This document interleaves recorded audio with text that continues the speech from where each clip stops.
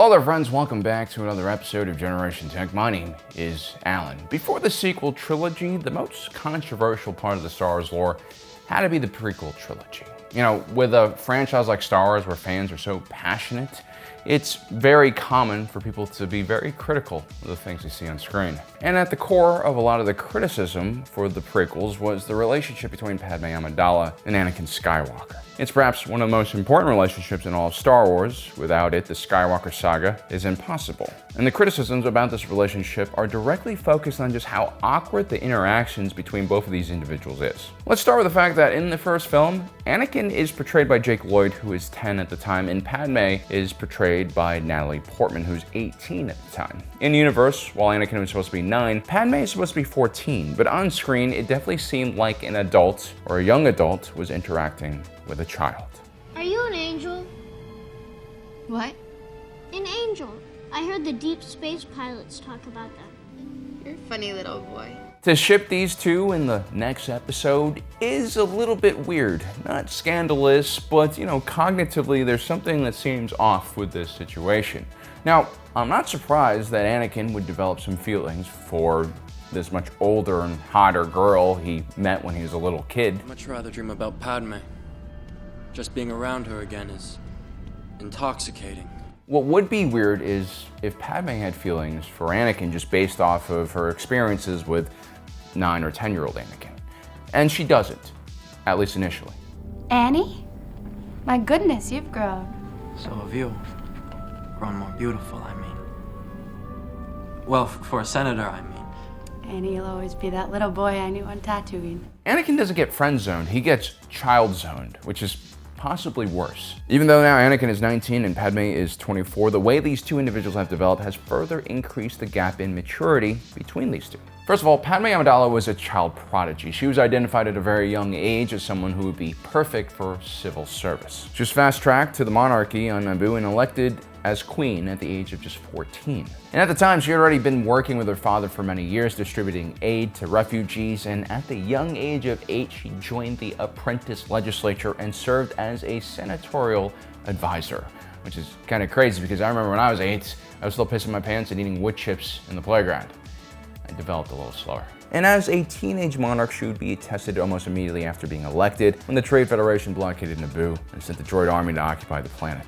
Instead of capitulating, panicking, and running, Padme Amidala is almost Churchillian in her stubbornness to succeed and in her ability to rally her people to fight. At the age of 14, she had more backbone and maturity than most 30-year-olds I know now. She was completely selfless and devoted to her job as the Queen of Naboo, and now as a senator representing the entire Chamal sector, she was dedicated to defending democracy in the entire galaxy. Anakin, on the other hand, went on a completely different developmental track. He was born a slave to a single mother. He had a small bomb lodged in his artery should he ever attempt to run away, something that probably always hung over him. And he was a sensitive boy, one who needed far more affection than his hard-working mother could ever provide. He never had stability in his life, and the second it seems like things are going better for him, he loses a mentor and perhaps father figure in Qui-Gon Jinn, and is shoved into a cold, unfeeling Jedi Order that judges and suppresses his most basic needs. Oh, and did I mention the trauma he gets from being a child soldier?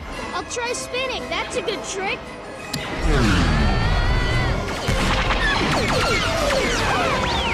That's not okay, and that's probably why Anakin is the antithesis to Padme.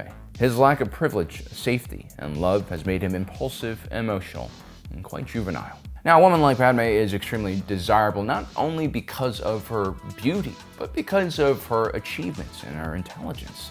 I'm sure she has to fight off suitors on a daily basis. I was 12. His name was Paulo. We were both in the legislative youth program. He was a few years older than I. Very cute.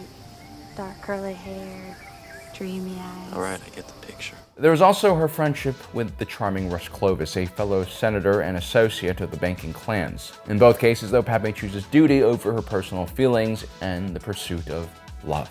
Just like how she took a stand for her planet during the Naboo crisis, Padme is business first. And truth be told, it is not uncommon for powerful women like her to do something just like this. Avoid relationships, avoid having a family. Whether it's fair or not, women have biological clocks and pressures that men simply do not have. And even with the most supportive of partners, when a woman becomes a mom, the biological need to take care of their newborn will force them to step back from their jobs and duties.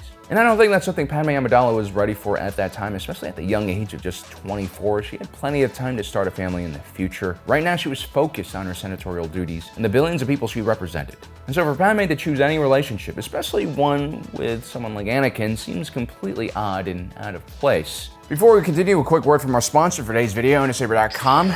They make some of the best lightsabers on this side of the Milky Way, and they have an amazing New Year's deal for you. If you buy any replica category saber like the Black Moon, you can get a free Padawan saber of your choice. I do recommend you take the time and look at saber.com's wide selection of lightsabers. They have amazing designs from all your favorite characters, and the weight and build quality of these metal hilts are fantastic. If this deal sounds like something you're interested in, simply add both the replica and Padawan saber you want at checkout, and the discount will be applied automatically. Also, take a look at saber.com's New Year's bundles along with all of their newest sabers. Thank you for your patience. On to the rest of the video. I used to think that the reason why all the scenes between Anakin and Padme were so awkward was because of George Lucas's biggest weakness: actor direction. It's been said that when George Lucas directs, he doesn't really discuss with the actors what's going on with the characters, what motivates them. And with the original Star Wars film, that was a problem because no one really understood what the plot was about. Mark Hamill was quoted saying the following: "I would talk to George about, say, Luke and what he is feeling. Should I be jealous that this guy is hitting on the princess?" George would say, "That's interesting. We'll talk about it later," which of course, we never would. And while in episode 5 and episode 6, George Lucas focused more on producing and had other directors and writers take the lead, the prequels were all him. He was the auteur here. And the actors reported that George Lucas would continue the trend of not really communicating well with his actors and actresses, which meant again that these actors didn't understand the motivations of their characters, which leads to very confusing interactions on screen. Throw in the fact that many of these scenes were shot with green screen, further making the situation even more confusing, and you can see why a lot of the dialogue scenes in the prequels didn't make a lot of sense. As a matter of fact, some of the dialogue between Anakin and Padme are just outright cringy and spawn some really memorable quotes and memes. Anakin, don't try to grow up too fast. Here everything is soft and smooth. The closer I get to you, the worse it gets. The thought of not being with you, I can't breathe. I mean, there's some cliche ass shit that a teenager would say to his pillow while they're fantasizing about, hooking up with their high school crush or something like that. And let the sun dry us. And try to guess the names of the birds singing. I don't like sand. I say out-of-pocket stuff all the time, but like, what the hell was that, Now, I used to feel like these scenes were unbearable. Even at a young age, I knew that these lines were really cringy. But here's the thing, while some of Padme's lines of dialogue are uncharacteristically bad for Natalie Portman, who is a legit actress, who's won Best Actress at the Academy Awards for Black Swan, Anakin's lines and portrayal here actually makes a lot of sense if you think about it. Hayden Christensen actually does a much better job than most people realize. You see, you're not hating his performance so much as hating the angsty, hormonal, and dark teenager that he accurately is trying to portray. It's no secret that teenagers are basically in the most awkward phase of being a human. And so when we see Anakin struggling to court Padme, it reminds us of our own failures with the ladies. And that makes us feel really uncomfortable, like really uncomfortable. It's not something that most of us want to revisit. The truth is, as bad as George Lucas is with dialogue, there was intent here. And once you realize what that intent is, you begin to understand these scenes from an entirely different and I would argue darker nature. Remember, episode 2 is supposed to be the midway point of Anakin's transformation from being a sweet, innocent slave child to a Dark Lord of the Sith who kills innocent children for fun. Episode 2 is supposed to give us hints about Anakin's darker nature. I mean, read the body language here. Listen to the soundtrack that's playing. I'm haunted by the kiss that you should never have given me. My heart is beating, hoping that that kiss will not become a scar. You are in my very soul, tormenting me. The squirming from Padme, the clear discomfort she's going through, the subtle use of strings and a minor key in the background. This isn't puppy love, it's obsession and fear, and when a Jedi develops such emotions, that can be quite deadly. Because there's nothing really stronger in the world than the feeling of desire that a young man gets when the hormones kick in. The extreme lengths that young teenage boys are willing to go to satisfy the crazy urges in their bodies is simply terrifying. It's the type of energy that can build the pyramids or destroy entire civilizations. It can go either way. But now imagine that same teenager and they have access to the Force. I think some of you are beginning to understand what I'm talking about here, and you're probably horrified. But let me continue. See, the Force can do a lot of things. It can do this. If Master Obi-Wan caught me doing this, he'd be very grumpy.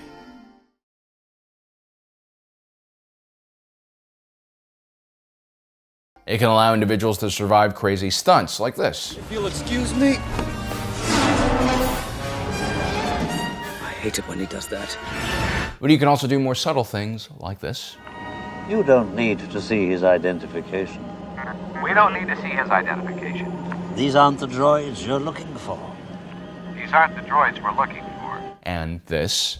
You will take us to the holocron. I won't. And eventually it all leads to this. Where is it?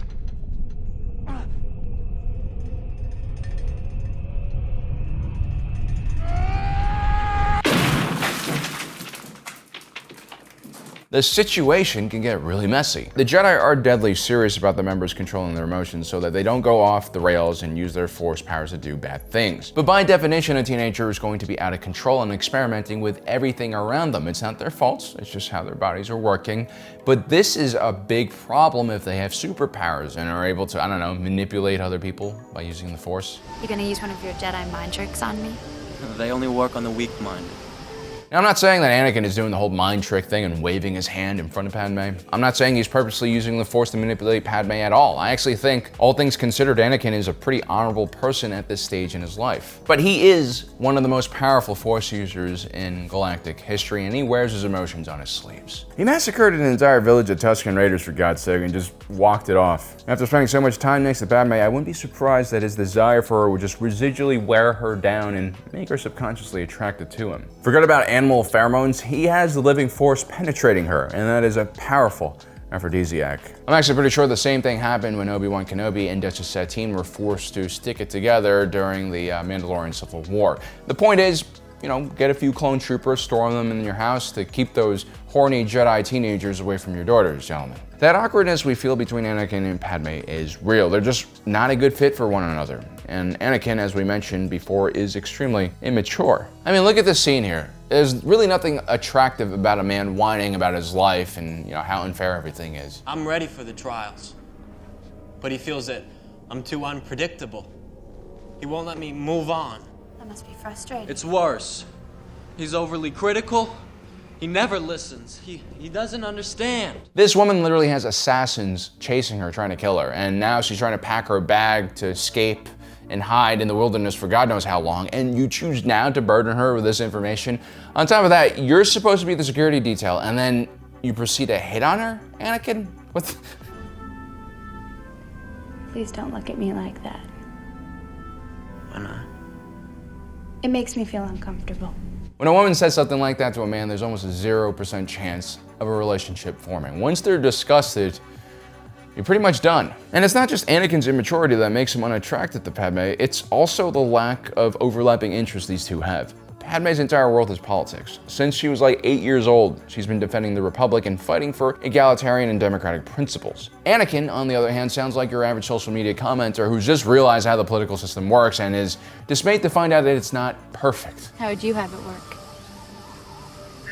We need a system where the politicians sit down and discuss the problem. Agree what's in the best interest of all the people, and then do it. And to Padme's credit, she doesn't just laugh at Anakin's, line here. Instead, she tries to engage him like a civics teacher, which is really admirable. That's exactly what we do. The trouble is that people don't always agree. Well, then they should be made to. By whom? Who's gonna make them? I don't know. Someone. You? Of course not me. But someone. Someone wise. It's usually at this point the political novices lose interest and go, watch a YouTube cat video or a Minecraft video. Sounds an awful lot like a dictatorship to me. Well, if it works.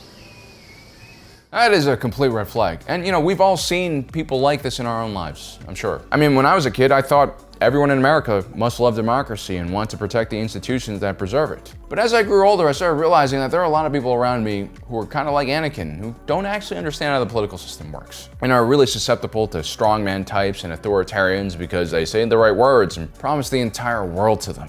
I love democracy.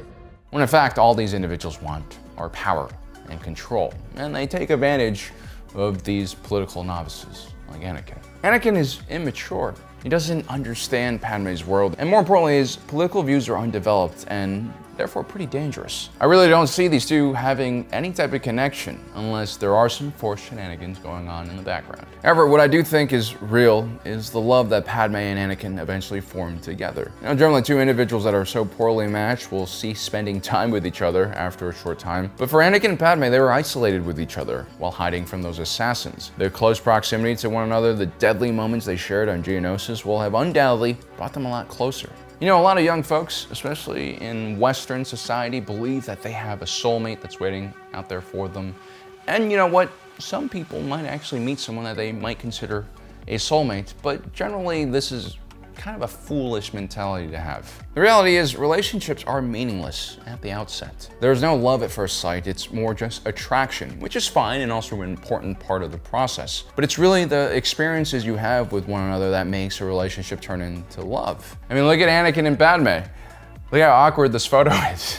I mean, they had to develop their love over time. I mean, the lucky thing was they had shared principles and values, which allowed them to kind of overlook some of their other character flaws, right? And that's kind of how love really works. The more things you go through with a person, the more meaningful a relationship is. But it's something that you really need to work on. There's a lot of compromise involved with your partner. You really both have to be engaged. It's really not that different from developing a relationship with your best friends. I mean, there might not be any romantic feeling between you and the boys, but the longer you guys hang out with each other, the more stupid things you survive together, the stronger that relationship is. Romantic love, in a lot of ways, works the same way. And so Padme and Anakin do develop that, and I don't doubt for a second that they do fall in love with one another in a natural way. But I also think if Anakin hadn't used the Force, if they weren't stuck together on this mission to hide away from assassins, I don't think they would have gotten together. It's actually kind of surprising that Obi-Wan Kenobi, knowing his apprentice's feelings for Padme, would even let him go on that mission